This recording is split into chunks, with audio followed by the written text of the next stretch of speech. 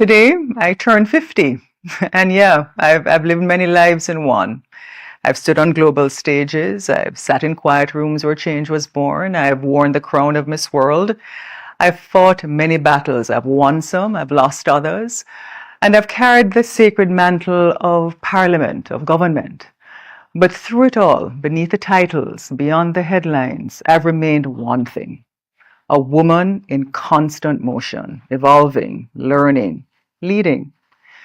And sadly, I find that we're living in a world today drowning in cliches, trading masks by the minute, living in a theater of being labeled. You're either right or you're left. You're black or you're white. You're Jew or you're Muslim. You're conservative or you're Democrat. You're JLP or PNP. You're communist, you're capitalist. And every single day, I see people shrink themselves to answer the why correctly, whether it's to avoid offending anyone or just to survive the conformity. But hear me now, today. Human polarity is slow death. And whether you want a title to separate yourself, don't do it. Because in those moments, we must eschew separation and we must rise above the hate and the anger. And you might say to me, yeah, that's easier said than done, but I've been there.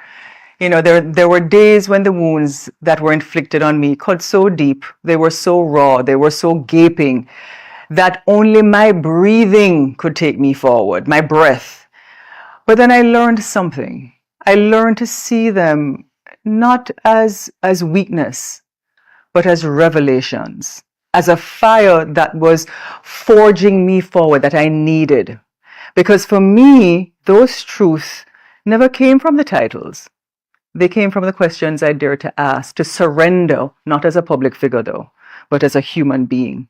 And so I say this to you on my birthday: stand in your heart with gravitas, with courage, and know that your mission is your guide, your constant. It's your safe harbor. But whatever that mission is, yes, you are the keeper of that trust and the guardian of your heart, but you must be willing to unshield your heart for the greater good of global humanity that now needs love more than ever before. And you see, when you summon that courage to release your own fear, to stop barricading yourself, then and only then will your voice thunder. Then you will speak with abandon. Then you will ask questions with urgency. And when that moment comes, you will not only be more, you will be more whole, more selfless, more open towards embrace. And we need that. So today, at 50 years old, I stand before you on my birthday, what I've always been, a woman in motion. And the journey for me is never done, neither is yours. And so here's my birthday wish: that you